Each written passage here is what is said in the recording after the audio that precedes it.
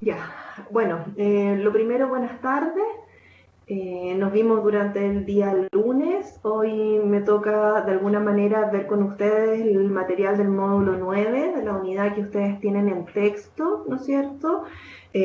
Junto con el texto es importante poder escuchar la presentación porque la presentación complementa un poco lo que de alguna manera está escrito y si bien mis presentaciones tienen harto de mi experiencia laboral caso a caso y por lo tanto podría ser muy casuística, de todas maneras yo creo que les permite a ustedes encontrarse con experiencias propias en el caso a caso, ¿no? En la atención que ustedes tienen en sus distintos espacios laborales y con las distintas familias con las que se topan, especialmente aquellos que están en situaciones más extremas, con mayor diversidad, ¿no es cierto?, de nuestras distintas culturas a nivel país.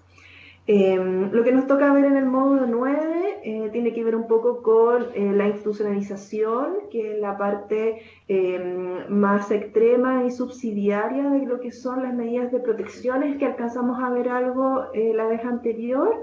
A partir de eso también las repercusiones de esta institucionalización que implica fragilidad a nivel de la salud mental de niños, niñas y adolescentes. Y también el estigma o la carga, ¿no es cierto?, la mochila que implica el diagnóstico, el sobrediagnóstico, ¿no es cierto?, y la vivencia con un calificativo de salud mental que no siempre es comprendido por la sociedad en general, ¿no? Lo primero, vamos a hacer igual que la vez anterior, una pequeña síntesis del módulo 8. Para mí lo más importante es que ustedes se queden con lo que implica hoy el desafío que como profesionales del área de salud tienen a nivel epistemológico, que es pararse cuando se relacionan con cada una de las personas con las que están en su espacio laboral desde una mirada biopsicosocial, ¿no? Y cuando personalmente uno no tiene las herramientas, las capacidades instaladas o los recursos en torno a poder observar eso psicosocial, buscar la alternativa de lo intersectorial o lo interdisciplinario, ¿no? Encontrarse con el otro profesional y ojalá desde un encuentro lo más democrático posible en relación a los conocimientos y las validaciones de los conocimientos del otro, ¿no? En el módulo 8 recorrimos un poco lo que tiene que ver con los distintos sistemas de atención en los que ustedes se desempeñan, de atención de salud primaria, ¿no es cierto?, donde de alguna manera es importante reconocer que las personas con las que ustedes trabajan en el día a día son personas que vienen de contextos de pobreza. Hablábamos que contextos de pobreza socioeconómica, ¿no es cierto?, claramente reconocibles, es decir, ustedes pueden preguntar a sus grupos familiares cuántos son sus ingresos y cuántas personas viven a partir de esos ingresos, o si no quieren exponerlos a una situación así, es cosa de que sepan, ¿no es cierto?, que no tienen copago porque son FONASA A, porque son FONASA B, y por lo tanto sus ingresos van a ser menores que 400.000 pesos, ¿no?, en comparación a lo que hablábamos con la tremenda desigualdad país de aquellos que tienen ingresos de 5 millones, 6 millones, 10 millones, 15 millones, ¿no?, con iguales grupos familiares. Eh, Además de eso, tenía que ver con que ustedes desde la salud primaria, en esta mirada biopsicosocial, el encontrarse con la pobreza los desafiaba a comprender que la pobreza es multidimensional, ¿no? O sea, tiene que ver con el ámbito económico, pero también tiene que ver con las capacidades y recursos instalados que se tiene para poder desarrollar relaciones suficientemente buenas dentro de los grupos familiares, ¿no? Eso es lo central del módulo 8 y espero que lo puedan ir repasando, ¿no? Vamos entonces al módulo 9, que es el que nos corresponde hoy día. Recuerden que cualquier duda o comentario en relación a la prueba o al control, no sé cómo le llaman, ojalá lo puedan hacer a tiempo. Es importante que de alguna manera ustedes, más allá de responder el test, sientan que han integrado el conocimiento, si no es el conocimiento, la perspectiva de cómo mirar la realidad, ¿no? Porque finalmente los conocimientos uno los está adquiriendo siempre de distintas formas. Lo que hablábamos la vez anterior es que a partir de sus labores en salud primaria, ¿no es cierto?, ustedes están en contacto con profesionales que desarrollan labores en el ámbito social desde mecanismos de protección social, ¿ya? Y nuestro país, dentro de los mecanismos de protección social, tiene un servicio que es SENAME, ¿no es cierto?, Servicio Nacional de Menores, y también tiene un programa instalado inicialmente desde el espacio de salud, que es el programa Chile Crece Contigo. Ambos espacios proteccionales, ¿no? Estos espacios proteccionales lo que buscan es dar respuesta, ¿no es cierto?, a marcos regulatorios que ya hemos conversado, a los cuales nuestro país se adscribe. En específico, en el caso de niños, niñas y jóvenes, se refiere a nuestra adscripción a la Convención sobre los Derechos del Niño, ¿ya? Un elemento central que lo veíamos el lunes sobre la adscripción a los derechos del niño tiene que ver con reconocer que el medio natural donde se desenvuelve todo niño, entendido como menor de 18 años, también lo veíamos anteriormente, es dentro de su familia, ¿ya? Por lo tanto, se espera que el bienestar, el crecimiento y la protección de ellos sea dentro de su familia, y hay entidades que de alguna manera guardan esto, ¿no? Está la Organización de las Naciones Unidas, está UNICEF, ¿no es cierto? Está RELAC, que es de alguna manera son experiencias privadas en relación a la investigación latinoamericana en torno a la familia, y que están constantemente mirando qué es lo que pasa cuando entes externos, como todos nosotros profesionales, ¿no es cierto?, buscamos generar una protección ante una situación que nos parece de conflicto, ¿ya? Hablábamos el lunes también que no siempre estamos en conflicto, ¿no? Muchas veces si ustedes atienden 10 familias al día, a lo mejor de esas 10 familias, una o dos a ustedes les parece que hay un conflicto.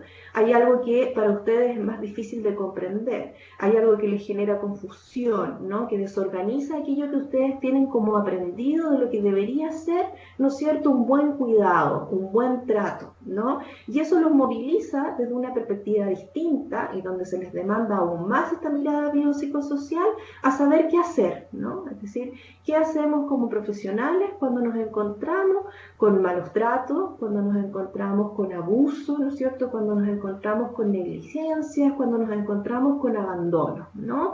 Cuando nos encontramos con ese niño que viene a la consulta de control sano y resulta que en verdad no tiene la nutrición necesaria, ¿no? No ha incrementado de peso, viene con poca higiene, ¿no es cierto?, a nivel físico, es un niño con alta introspección, el adulto se observa, ¿no es cierto?, con poco conocimiento de lo que le pasa a ese hijo. Muchas veces el adulto ni siquiera es el adulto que uno podría esperar que lo lleve al control, es decir, la madre, el padre o la abuela, sino que es un tercero, es un vecino que dice que tiene su cuidado, que no sabe mucho qué hacer, que pide ayuda. Es decir, desorganiza nuestra rutina diaria como profesional y nos demanda tomar una decisión o movilizar acciones, ¿no? En eso de movilizar acciones, veíamos el lunes pasado que generalmente buscamos el acompañamiento de la trabajadora social de sus distintas instituciones o de la psicóloga a cargo y pedimos orientación, ¿no es cierto? ¿Qué podemos hacer con este grupo familiar? ¿Qué podemos hacer con este niño que viene en una situación que nos llama la atención? Y estas profesionales solicitan a la vez a otras redes de protección, ¿no es cierto?, como OPD u otros programas que empiecen a evaluar. Es decir, que empiecen a ver qué es lo que pasa con este grupo familiar que no está siendo capaz, parece, ¿no es cierto?, porque siempre nos movemos aún desde la duda, de generar la suficiente protección, ¿ya? Ustedes como área de salud, especialmente aquellos que trabajan quizás en el nivel de urgencia, podrán encontrarse con situaciones de niños que llegan con golpes, ¿no?, que llegan con caídas, y que al momento ustedes de poder desarrollar la evaluación médica se dan cuenta que además del golpe inmediato que lo lleva a la situación de urgencia, hay contusiones o hay lesiones anteriores, ¿no? Y eso abre las alertas.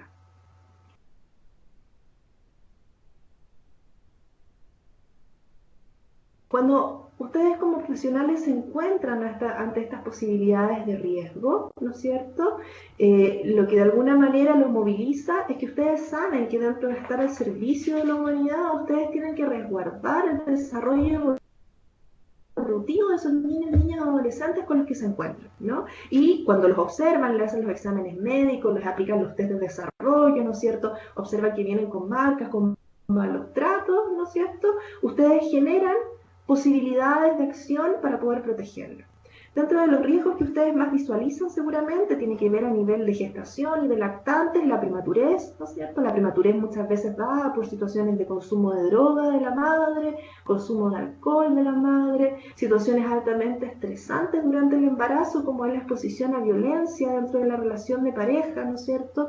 Violencia de género, porque generalmente es una violencia de género de un otro que tiene más poder, mujeres altamente dependientes, ¿no es cierto? Este otro que tiene más poder. También los movilizan situaciones de abandono, ¿no? El ejemplo que dábamos anteriormente, niños que se presentan a controles con terceros que no se sabe si son significativos o no significativos, si tienen algún tipo de poder legal con esos niños, ¿no? La vecina, la tía, han habido casos que hasta profesoras de colegio, ¿no es cierto?, de escuela, llevan a niños a controles de urgencia porque al parecer no hay ningún otro adulto que se haga cargo, ¿ya? Hay casos en que niños se quedan después del jardín infantil 2 horas, 3 horas por sobre la jornada escolar extensa porque no hay nadie que los vaya a buscar, ¿no? Además de malos tratos físicos, golpes, caídas, además de situaciones de abuso, en este caso específicamente abuso sexual, tocaciones, cuando llegan a la urgencia, niñas, ¿no es cierto?, con daños a nivel genital, con infecciones, ¿no es cierto?, a nivel sexual, todos contextos que son contextos de alta vulnerabilidad, ¿ya? Y cuando estamos ante esos contextos de alta vulnerabilidad, ante la necesidad profesional de proteger, se moviliza algo que es como un poco instintivo, ¿no? Que es como, bueno, saquémoslo de donde está, ¿no? Cuidémoslo, porque en realidad donde está parece que no está bien, ¿no? Y aparece nuevamente esta imagen de la institucionalización o del hogar de protección o del hogar de menores, como se llamaba antes, de las residencias, como uno le dice, como una alternativa, ¿ya? Es decir, estos padres no están funcionando, entonces hay que sacarlo de ahí, movilicémoslo de ahí, ¿no? Protejámoslo, porque claramente profesionales con más conocimiento podrían protegerlo, ¿no? Desde ahí nos movemos. A partir de las consecuencias de los malos tratos que ustedes observan, ¿no es cierto?, como profesionales del área de salud también saben desde sus conocimientos adquiridos que claramente cualquier maltrato generado durante la primera infancia, ya sea a nivel físico, a nivel psicológico, lo hablamos del abandono, los abusos, las negligencias, ¿no es cierto?, van a tener consecuencias posteriormente. Y si bien en forma inicial quizás ustedes no lo pueden ver, ¿no?, porque finalmente el niño en el control a los 3 años se comporta bien, a pesar de que no tiene la higiene suficiente, a pesar de que no parece estar bien alimentado, a pesar de que faltó a los 3 controles anteriores, a pesar de que lo lleva una persona que ustedes no visualizan como cuidador suficiente, esas consecuencias o esos síntomas de esas situaciones de posibles malos tratos aparecen con el desarrollo del niño, ¿no? Entonces van a empezar a aparecer en una de las áreas con las que ustedes más se comunican, que es a nivel, ¿no es cierto?, de educación. Las primeras dificultades se producen en la integración escolar del niño, ya sea en el jardín infantil o ya sea en los primeros años escolares, ¿no? El niño que muerde a sus padres, el niño que presenta agresividad y no logra ser controlado por los profesionales, el niño que presenta dificultades de concentración más que lo esperable para su edad, el niño que presenta dificultades para responder las normas que establecen los adultos, más de lo esperable para su edad, ¿no es cierto? Aquel niño que está en excesiva introspección, ¿no? Aquel niño que no logra comunicar nada, que llega en silencio, si va en silencio, no participa, parece estar mirándose para adentro más que para afuera, o aquel niño que presenta, ¿no es cierto?, una actividad por sobre lo esperado para su edad, ¿no? Una hiperactividad que no logra ser contenido dentro de la sala de clases, ¿no? Eso ustedes se visualiza después, ¿no? Área educación en algún momento les informa y les deriva, ¿no? Especialmente aquellos que trabajan en los centros de salud mental, en los COSAM. Son derivados desde los colegios, niños muy pequeños, ¿no es cierto?, porque la profesora dice que no lo puede mantener dentro de la sala de clase, porque el equipo de psicólogo y trabajadora social del colegio dice que posiblemente tenga un déficit atencional con hiperactividad, porque los profesionales mencionan que si bien llaman y llaman a sus padres para alguna entrevista y poder de alguna manera trabajar en conjunto con ellos, ¿no es cierto?, estos padres no se presentan. Entonces son derivados al área salud para que sean nuevamente evaluados, ¿no? Lo evalúa educación, lo evalúa salud, después de salud lo vuelve a evaluar educación, y ahí vamos detectando, ¿no es cierto?, estos riesgos, ¿ya? Estos riesgos que quizás muchos de ustedes vieron desde los controles prenatales, a los controles de los primeros meses de vida, a los controles sanos del niño, en salud vuelven a aparecer, hoy ya con síntomas, ¿no? Entonces, es decir, nos encontramos nuevamente con la claridad de que aquellas situaciones de malos tratos generados en etapas de infancia o de primera infancia, así como gestacionales, tienen consecuencias, y dentro de esas consecuencias como profesionales debemos actuar, y muchas veces dentro de las posibilidades de actuar frente a situaciones de mayor riesgo, ¿no es cierto?, buscamos controlar esa situación de mayor riesgo y pensamos en separar al niño de su grupo familiar natural, que es la familia, que es la que supuestamente nos está respondiendo, ¿no?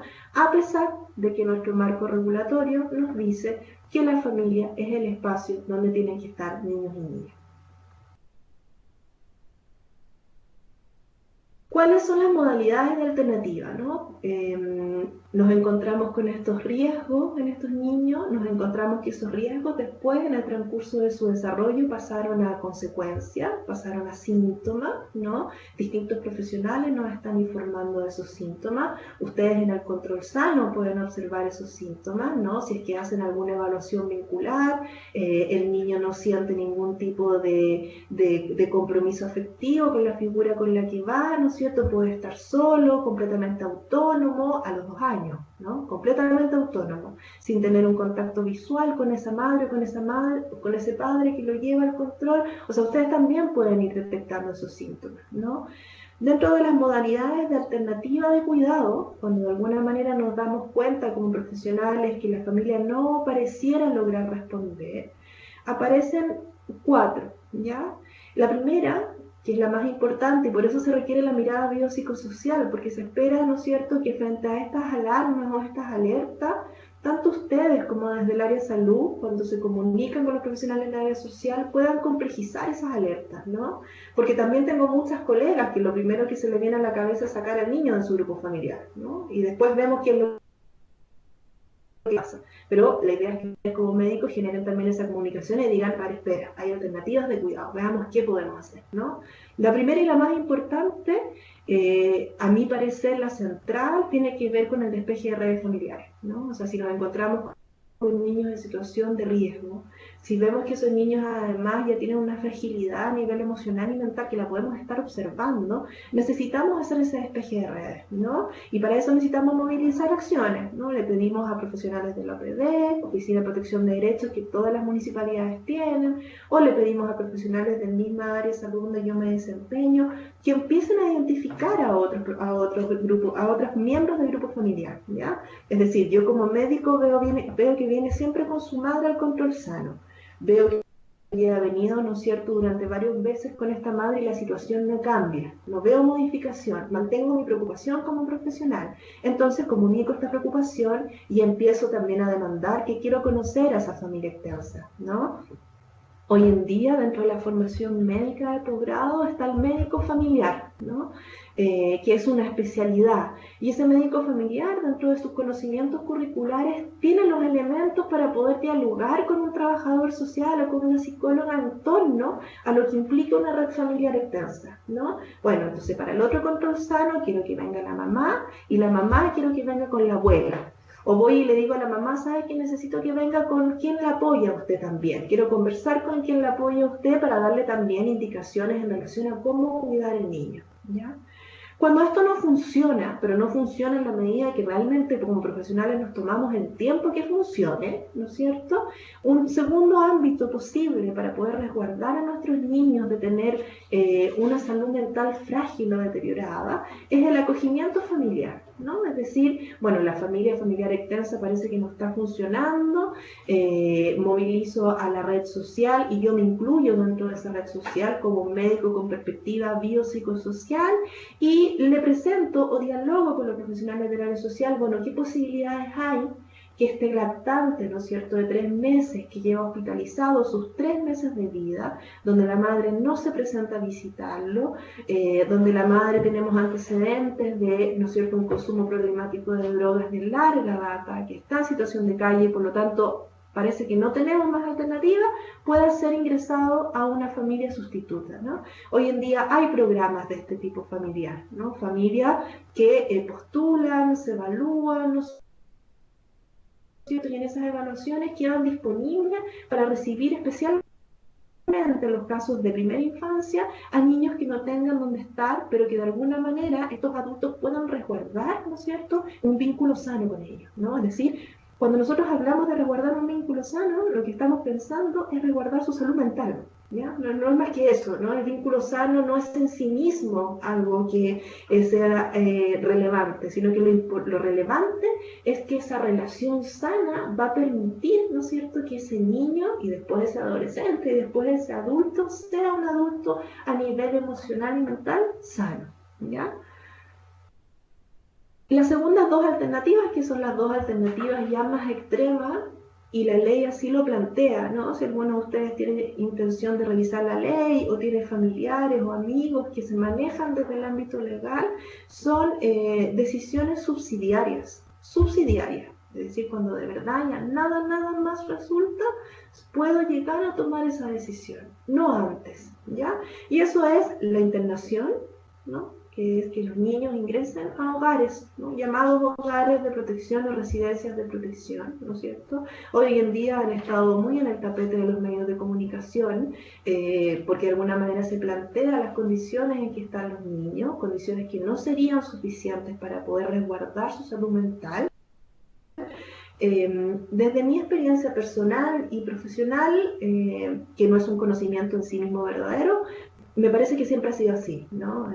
El sacar al niño de su grupo familiar y llevarlo a un ambiente completamente extraño, externo, masivo, donde hay 18 niños por sala o 15 niños por sala, con una precariedad significativa de recursos que siempre ha existido, no me imagino cómo alguien podría pensar que eso podría ser una solución en sí misma. Por lo tanto, es subsidiaria, ¿no? En casos límites, muy límites. Y ahí tenemos a lactantes que ingresan a residencia o área de protección desde sus 3 días de vida, ¿no? Nacen en los hospitales, muchas veces no se hacen los despejes familiares adecuados, muchas veces no se logra comprender la realidad de esa madre y se toma la decisión del ingreso a sus 3 años de vida a un hogar. Y de ahí permanece largo tiempo, porque los procesos legales lamentablemente son largos. O sea, ese niño no va a tener una audiencia o una posibilidad de decisión de una medida distinta antes de 3, 4, 6 meses. Es decir, estamos hablando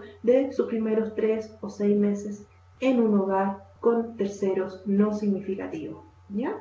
Y la última es la adopción, que es cuando de alguna manera, de forma muy rigurosa, porque hay todo un proceso legal en lo que refiere a la adopción, ¿no es cierto? Se desarrolla todo lo anterior, que tiene que ver que los profesionales, por ejemplo, ustedes, área de salud, detectan el riesgo, detectan además que este riesgo ha tenido consecuencias, ¿no? Esta prematurez, estos malos tratos físicos, este abandono.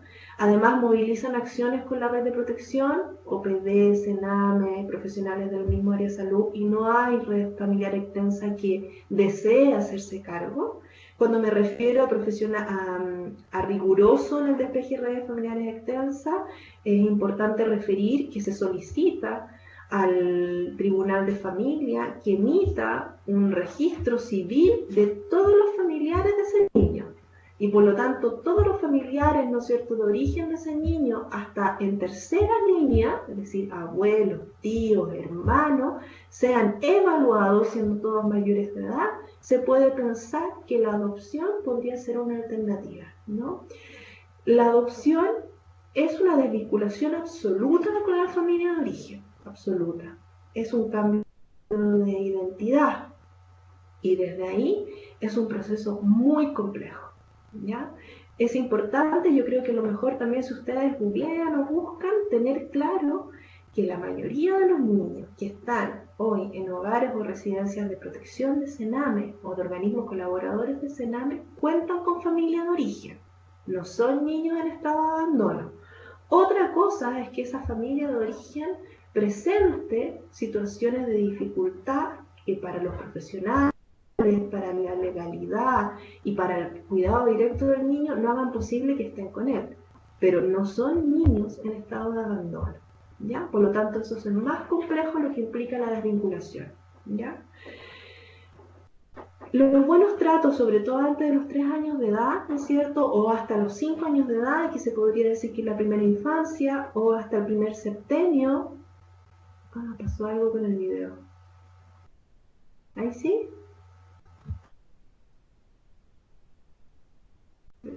Se cayó, no sé si hay alguien allá.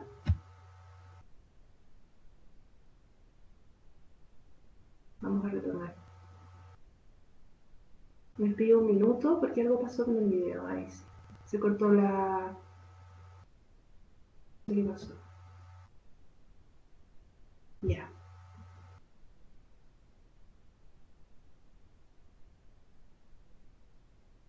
Sí. Cristina, se te ve y se te oye perfectamente. Sí, es que Puede- hubo un corte en la pantalla, pero Nada, sigo. puedes seguir con normalidad. Yo tuve una pantalla negro.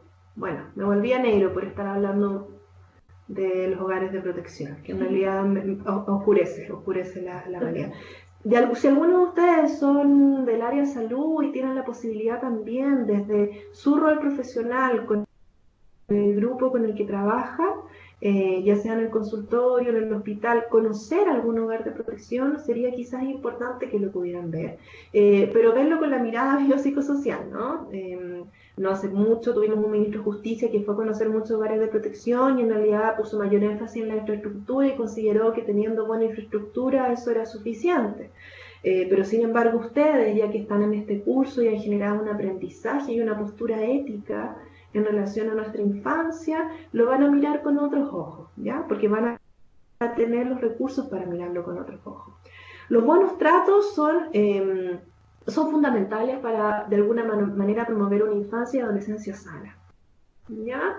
Un buen trato, ¿no? Uno no necesita tratos excelentes, uno necesita cuidadores de excelencia, uno necesita cuidadores suficientes y en relación al contexto donde están esos cuidadores, porque no nos olvidemos que estos cuidadores, madre, padre o terceros, ¿no es cierto?, están en un contexto de pobreza, donde sus propias crianzas han sido en ese contexto de pobreza, que es multidimensional y que genera la falta muchas veces de recursos, de poder entender cómo hacerlo bien, ¿no? Cómo hacerlo mejor, cómo no controlar desde el castigo físico, cómo no controlar desde el maltrato verbal, ¿no es cierto?, etcétera.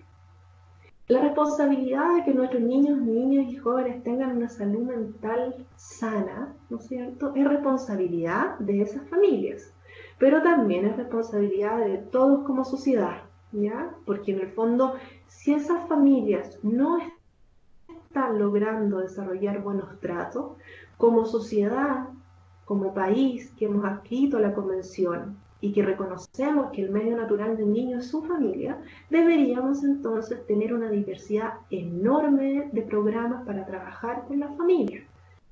Y que eso en general no es lo que ocurre. Si bien la iniciativa del programa Chile Crece Contigo va en esa línea, ¿no es cierto? Y si uno la mira, tiene todo lo biopsicosocial que uno quisiera, ¿no? Está instalada en el espacio de salud, está instalada desde la gestación del niño, acompaña a la madre en esa gestación, fortalece al padre, la madre, al cuidador, al nacimiento del hijo, ¿no es cierto? Quisiéramos mucho más.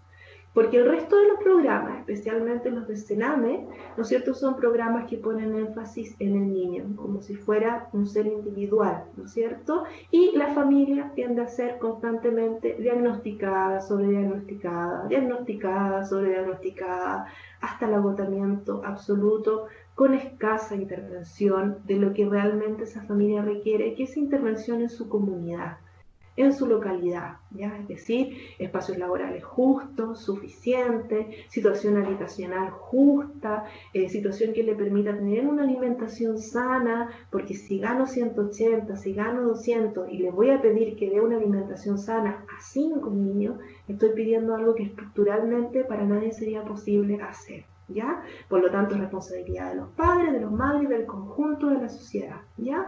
Y tal como aparece ahí, es una responsabilidad de todos los profesionales que trabajamos con este otro, ¿no es cierto?, contener estas relaciones, contener estos vínculos, ¿ya? El mayor riesgo de daño psicológico y emocional es la separación de los niños de sus grupos familiares. Y esa separación genera repercusiones a nivel de su salud física, ¿no es cierto?, como a nivel de su salud emocional, ¿no es cierto? Y lo podemos ver después en importantes trastornos en el desarrollo de vínculos sanos con otros. Por lo tanto, la labor preventiva es cuidar a los niños y cuidar a sus familias. Eso es preventivo. La institucionalización, más las otras 3 medidas que ya vimos, es subsidiaria, ¿sí? Ojalá no llegáramos a tener esa medida. ¿Cómo llega un niño o adolescente a ser institucionalizado? Lo hablábamos recién, ¿no es cierto? Se detecta el riesgo. Generalmente los profesionales que detectan el riesgo son los profesionales del área de salud, del área de educación, ¿no? Médicos, profesoras, educadoras de párvulo, ¿ya? Etcétera. Se solicita, dentro de lo posible y de los recursos que tienen, ¿no es cierto?, que se evalúe la situación familiar. Ahí entra el OPD, que es la Oficina de Protección de Derechos, o los equipos interdisciplinarios.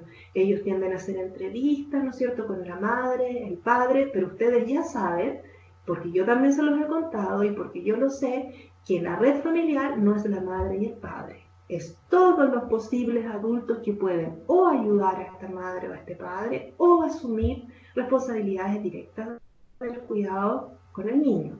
Por lo tanto, cuando la colega trabajadora social le diga a ustedes, no, es que ya entrevisté a la madre y la madre en verdad tiene consumo de cocaína y no lo problematiza, ustedes, como ya lo saben, le van a decir, pero usted como trabajadora social puede no solo entrevistar a la madre, sino que puede entrevistar al padre, al tío, al abuelo, al hermano, hacer un adecuado y responsable despeje de redes familiares, como el caso que les hablaba el lunes de la mujer con consumo de cocaína que está con sus 2 hijas saliendo adelante y contenida por un equipo de salud y por un equipo social, ¿no? Se adhiere, hay una normativa vigente para todos los profesionales que trabajamos en el área, tanto ustedes como nosotros, de que cuando nos encontramos con situaciones de maltrato debemos denunciar. Entonces, sí, esa normativa tenemos que responderla, ¿no? Pero esa denuncia tiene que ser una denuncia enriquecida en información, ¿ya? Es decir, voy a denunciar, pero voy a denunciar porque lo que yo espero es algo mejor para ese niño o para esa niña, porque ya sé que no es mejor la vinculación con su grupo familiar de origen, a no ser que no haya ninguna otra alternativa, ¿no? Entonces voy a denunciar, pero teniendo todos los antecedentes y todas las posibles hipótesis del caso, ¿ya? Porque si no, la situación puede transformarse en algo más grave para ese niño, para esa niña o para ese grupo familiar. En el mayor de los casos, cuando se hace la denuncia, yo reviso muchas denuncias hechas por profesionales del área de salud, ¿no es cierto? Médicos que estaban de turno en el hospital de urgencia, o médicos que estaban en el centro de salud mental, o también por profesionales del área de educación, ¿no es cierto? Profesoras, educadoras de párvulo, donde lo que más se plantea, y hay estudios en relación a eso que también pueden buscar, es que las familias son negligentes. Es decir, no desarrollan los cuidados suficientes, ¿no? Para que una familia sea inteligente, ¿no es cierto?, la familia intencionalmente tiene que haber no desarrollado esa labor, ¿ya? Es decir, yo como mamá sé que tengo que generar higiene a mi hijo y intencionalmente yo digo, sé que tengo que hacerlo, pero no quiero hacerlo. Y esa es mi negligencia.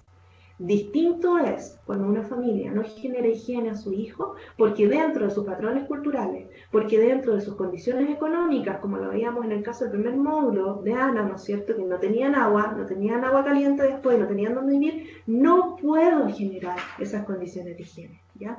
La negligencia implica intencionalidad, ¿ya? Por lo tanto, más que negligencia, a mí me gustaría a futuro encontrarme, ¿no es cierto?, con casos donde realmente se describieran malos tratos. Porque la negligencia, si no implica intencionalidad, ¿no es cierto?, lo que estoy haciendo es de alguna manera generando un juicio de valor a estos adultos, ¿no es cierto?, que en realidad no tienen los recursos para hacerlo de una forma distinta.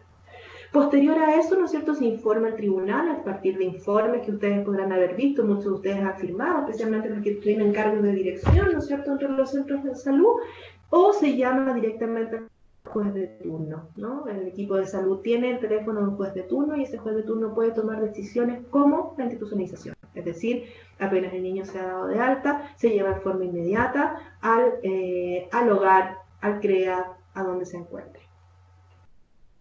Después de eso, y ese es el problema, es que cuando se toma esa decisión de institucionalización sin poder haber evaluado inicialmente de forma rigurosa, con todos los recursos disponibles a ese grupo familiar, es después de que el niño esté interno se genera un despeje de redes familiares. El problema es que si se genera después, ¿no es cierto? Pues muy bueno que sea el despeje de redes familiares, ya se generó la fragmentación de sus vínculos primarios. Entonces ya hay una situación de daño generada por nosotros mismos, ¿no? No digo intencionalmente, pero sí es generada. O sea, la separación del niño de su familia es en sí misma una vulneración. La institucionalización es una medida que vulnera al niño, ¿ya? Y desde ahí, por eso tienen que ser las últimas medidas. El despeje de redes, ¿no es cierto?, también implica que son derivados a programas. Después de estar ya en un hogar, estamos hablando en general niños de primera infancia, porque es cuando más necesitamos como adultos generar control. Es decir, cuando vemos a un lactante desvalido, con mala nutrición durante la gestación, cuando vemos a un niño, ¿no es cierto?, con malos tratos físicos, nos movilizamos rápidamente para que esa situación se modifique, y en el rápidamente a veces perdemos la posibilidad de parar, detenernos y decir cómo lo hacemos mejor. Muchas veces es necesario, ya no digo que no lo sea, pero muchas otras parecen no serlo. Después de eso se realiza la evaluación pericial por programas, ¿no es cierto?, como lo que hablábamos el día lunes, diagnóstico ambulatorio, y se derivan a otros programas, como los de fortalecimiento familiar, los programas FAE, que son de ayuda, ¿no es cierto?, a la integración de familias extensas, incluso reciben subvención la familia un monto de dinero para poder tener a los niños, los de intervención breve, los de intervención especializada, y se sugiere el egreso del niño del hogar. ¿Por qué nos importa esto a nivel de salud mental? Porque el egreso del niño del hogar implica lo que hablábamos anteriormente, meses, 3 meses, 6 meses, un año y medio en que el niño está en un hogar. Y eso tiene repercusiones dentro de su salud mental. Y esas repercusiones dentro de su salud mental van a aparecer posteriormente como síntomas también en su día a día, especialmente en su proceso de socialización, ¿no? Jardín, colegio, pares, ¿ya? Entonces nuestra labor debería ser prevenirlo. Deberíamos tener claro que para que exista, ¿no es cierto?, jóvenes y adultos con una salud mental suficiente, necesitamos resguardar a los niños con una salud mental, ¿no es cierto?, que se va a sostener en la medida de que sus vínculos sean vínculos que también sean sostenidos, sus vínculos primarios, ¿ya? Sí. Dentro de las consecuencias de la institucionalización, ¿no es cierto?, está claramente los trastornos del apego, trastornos vinculares. Hay toda una teoría del apego a partir de ello. Son niños que van a tender a desarrollar vínculos, ¿no es cierto?, bastante más complejos con los otros, llegar incluso en la adultez a tener vínculos más desorganizados, ¿no? Es decir, donde el otro que se vincula con él no sabe si finalmente van a poder tener una confianza en sí mismo, si hay una seguridad en ese vínculo, porque son niños que han aprendido a desconfiar que estos adultos no van a estar en todo el proceso de su desarrollo de vida, ¿no? Hay un desarraigo en relación a su situación vincular. Son niños que van a tener de alguna manera trastornos a nivel como de estrés traumático, ¿no es cierto? Niños muy, cuando hablamos, ¿cómo se llama?, el mutismo selectivo, ¿no? Acá nos llegan niños que no hablan, pararon de hablar, ingresaron al hogar y no hablaron más, ¿ya? Niños que ingresaron al hogar y la mirada, cuando uno los evalúa, estamos hablando de un niño de 3 años, 2 años, 4 años, la mirada está perdida. No hay ninguna posibilidad de que ese niño contacte visualmente contigo. Está el síndrome del niño institucionalizado, que de alguna manera recoge todos estos elementos, y que de alguna manera ustedes, como ya tienen los conocimientos, se van a dar cuenta que si visitan un hogar y los niños corren a abrazarlos cuando ustedes son completamente desconocidos y les piden que los tomen y que los toquen físicamente, ¿no es cierto?, son niños que no están sanamente de acuerdo a su etapa de desarrollo a nivel emocional y mental, ¿no? Ese niño frente a un desconocido, ¿no es cierto?, teniendo 3 años, teniendo 2 años, debería, ¿no es cierto?, evitar a ese desconocido, no correr a buscar afecto ante un desconocido, ¿ya? Dentro de los hogares, ¿no es cierto?, hay una historia larga y reciente también de exposición a malos tratos, ¿no? Los adultos que trabajan en hogares son adultos que trabajan en condiciones complejas, mucho estrés, a nivel económico muy precaria, ¿no es cierto? Y desde ahí son adultos que también tienen alto nivel de irritabilidad y exponen a los niños a malos tratos, ¿no es cierto?, desde la necesidad de controlar a 18 niños en una sala, ¿ya? Situaciones abusivas, también hay historia de altas situaciones abusivas a nivel sexual dentro de las instituciones, ¿no es cierto? Y además el tema de la estigmatización que genera la institucionalización, ¿no es cierto?, prolongada, ¿no? Porque son niños que van a tener una salud mental deteriorada, son niños además que son niños de cename, es decir, como que dejara yo de ser un niño, ¿no? Soy un niño de cename, ¿no? A mí me llevan a paseo como niño de cename. Me llevan a pintar murales como niño de cename. Y en verdad yo no soy un niño de un servicio. Yo soy un niño de una familia que en algún momento dejé de estar con esa familia, ¿no? Seguimos. Cuando fragmento la realidad vincular de los niños, niñas y adolescentes, lo que pasa, ¿no es cierto?, es que repercute en su estado de salud mental. Eso ya lo tenemos claro, ¿no es cierto? Y eso implica que sus etapas de desarrollo, ¿no es cierto?, se generan en un contexto de más vulnerabilidad, ¿no? Este estado emocional en general es diagnosticado y sobrediagnosticado. Y dentro de estos diagnósticos, ¿no es cierto?, hoy en día tratando de pensar en no hacerlos cargar con esa mochila de lo que implica tener un diagnóstico de salud mental a los 3 años, a los 5 años, a los 7 años, a los 15 años, a los 17 años, es poder también pedirles al área de salud y a aquellos que se van a especializar en el área de salud mental que reconozcan recursos, ¿no? A nosotros nos llegan muchos informes de los niños del colegio donde solo aparecen situaciones de déficit, ¿no? No tiene esto, no cumple con esto, no acepta la norma, déficit, déficit, déficit, ¿no? Y los déficits fueron en el informe de quinto básico, en el informe de sexto, en el informe de séptimo, en el informe de la neuróloga, en el informe de la psiquiatra. Bueno, son niños que también tienen recursos, ¿no? Reconocer la diversidad de recursos en alguien que tiene un diagnóstico de salud mental. Los procesos de recuperación, ¿no es cierto?, son procesos continuos y que de alguna manera en algún momento también tienden a ser recursivos, ¿no? Los niños avanzan y después vuelven a retroceder y después vuelven a avanzar porque tienen que ver con sus etapas de desarrollo. Por lo tanto, también tienen que ser pensados como procesos de larga data, ¿ya? Aquellos niños que han vivido situaciones de abusos sexuales, ¿no es cierto?, son niños que van a tener procesos de recuperación largos y que quizás a los 12 años no van a poder problematizar su vivencia, ¿no? Ni ellos ni su familia, ¿no? Los informes dicen después, no logran problematizar, pero que quizás no es el momento de la etapa de desarrollo para que lo problematicen. Por lo tanto, salud mental los va a tener que acompañar después en su adultez, cuando quizás ahí sí estén los recursos para problematizar. Son niños que de alguna manera se deben recuperar en otros ámbitos del desarrollo, ¿no es cierto?, como de su desarrollo integral. Son niños donde se tienen que reconocer que avanzan y retroceden, ¿sí? Requieren de la experiencia de apoyo entre pares, requieren de grupos de pares a nivel de salud mental para reconocerse en la fragilidad con un otro, requieren que sean incluidos desde las lógicas de derecho y también se requiere que se reconozcan en ellos las posibilidades de cambio.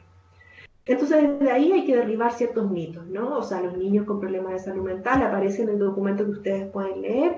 Muchas veces las profesoras dicen, no, es que este niño tiene hiperactividad, se va a ser un niño violento, ponlo en el curso X, ¿no? O este niño en realidad ya viene con 3 años con diagnóstico de déficit atencional, o sea, si la mamá no lo lleva al consultorio, ninguna posibilidad de que volvamos a desarrollar los procesos educativos con él, ¿no? O si este niño tiene problemas de salud mental, de alguna manera no podemos hacernos cargo de él si no viene con un claro diagnóstico y cuáles son los objetivos a tratar y los avances en los objetivos. Si yo tengo claro que muchas veces no van a haber avances en los objetivos y que muchas veces el diagnóstico está en permanente construcción, tengo que ser capaz de derribar esos mitos, ¿ya? El sistema nervioso y la maduración del cerebro dependen de una adaptación sana al entorno, por lo tanto el entorno que es generado por adultos, en la mayor parte de ellos, tiene que flexibilizar ese contexto en el que está este niño con diagnóstico ya de salud mental a temprana edad, ¿no es cierto? Y obviamente ese niño tiene que ser parte de relaciones interpersonales afectivas basadas en su respeto, ¿no? Acá llegan miles de niños de educación básica que dicen, la profesora dice que yo tengo un problema y que tengo hiperactividad, entonces tengo que salir de la sala, ¿no? A mí me saca alguien de la sala, no sé por qué, porque quiero estar con mis compañeros y me sacan y me llevan a otra sala a pintar, pero en verdad yo quiero estar con mis compañeros, ¿no? Eso es cargarlos con una mochila muy compleja para la edad que tienen. Los problemas de salud mental, esto lo van a obviamente revisar con profesionales que manejan el tema, tiene que ver con factores biológicos, ¿no es cierto? Eso lo saben ustedes más claramente que yo, pero también tiene que ver con experiencias de vida, experiencias vinculares, vivencias de trauma y también con historias familiares, ¿no es cierto?, donde aparecen anteriores problemas de salud mental. Es decir, tengo que mirarlo todo. No solo puedo mirar los factores biológicos, las historias familiares con problemas de salud mental, sino que ahora ustedes saben y tienen claro que tienen tienen que mirar las experiencias de vida y sobre todo las experiencias vinculares de ese niño, ¿no? Las vivencias que pueden haber estado expuestos o no a situaciones de trauma. Nuestra responsabilidad en torno a salud mental es de alguna manera visualizar esa mochila o ese estigma con el que se carga a temprana edad y que después permanece en la adultez, ¿no? Porque en la adultez aparece la depresión preparto, la depresión posparto, ¿no es cierto? Situaciones de diagnóstico de trastorno de personalidad, o sea, niños que a los 15 años fueron diagnosticados con trastorno de personalidad límite, que están acá siendo evaluados, ¿qué voy a esperar para el diagnóstico posterior? Y ese diagnóstico implica dificultades en su integración con pares, ¿no es cierto? Y con los profesores, y con posibilidades laborales futuras, etc. Entonces es necesario abordar lo que a mí me pasa también como profesional cuando me encuentro con alguien con diagnóstico de salud mental, abordar mi propia posibilidad de ser discriminatoria desde ahí, ¿no es cierto? Y diseñar políticas para la integración. La estigmatización en salud mental, ¿no es cierto? Es decir, si estigmatizo a este niño que ya sabemos que viene de un contexto de pobreza, que ya sabemos que pudo haber estado expuesto a programas de diagnóstico y sobrediagnóstico, lo que yo genero finalmente es mantener situaciones de exclusión y marginalidad. Mantengo situaciones de pobreza y al mismo tiempo puedo de alguna manera ser partícipe de que se generen mayores síntomas de enfermedad, como los consumos, como la actividad delictual en los adolescentes, ¿no es cierto? Entonces, debo generar diagnósticos adecuados. Me quedan 2 y termino. Lo más importante es evitar, ¿no es cierto?, el sobrediagnóstico, ¿no? Y entender que los procesos de salud mental son un continuo y un continuo además que puede ser recursivo, ¿no? Como una espiral, va y viene, puede estar bien, puede volver a estar mal, ¿no? Y no por eso voy a generar un estigma como el niño problema, ¿no? Como el niño que tiene una dificultad, como el niño que no podemos hacer más por él y ya cumplió 15 años y lo perdimos. ¿Ya? Por lo tanto, de alguna manera necesito reconocer en el diagnóstico su comportamiento, necesito conocer sus sentimientos, necesito reconocer el relato del adulto que está con él, ¿no? Y necesito tener este acercamiento multidisciplinario, ¿ya? O sea, lo primero es preguntarle a ese adolescente de 15, 14 años que está conmigo, ¿cómo está? ¿Qué es lo que quiere? ¿Qué es lo que él espera en su situación actual? Y lo más seguro es que diga que está cansado porque ha estado con psicólogos a los 5 años, a los 10 años, a los 15 años, que a su adolescencia siente que eso no le sirve, por lo tanto hay que resignificarlo en conjunto con él y con el adulto cuidador. Bueno, aquí tenía 3 análisis de caso, pero no alcanzo por el tiempo, lo voy a retomar el lunes cuando tenemos la otra clase, ¿no es cierto? Valentina está dentro de los módulos para que lo puedan revisar, que es una mujer con depresión preparto y con una hija que nace con síndrome de Down.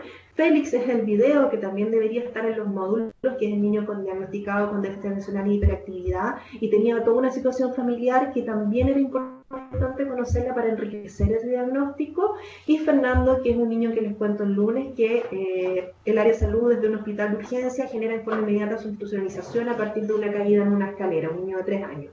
Entonces, a partir de eso lo que vamos a hacer es poder mirarlos desde una lógica biopsicosocial en estos casos, ¿no es cierto? Y poder también reconocer si es que existe alguna posibilidad de haber visto o reconocer el riesgo, ¿no es cierto?, de lo que podía pasar en la salud mental de estos niños tomando ciertas decisiones distintas a las tomadas o tomando, ¿no es cierto?, las decisiones que finalmente acarrearon la situación actual de ellos. Me despido y nos vemos el lunes. Que estén bien.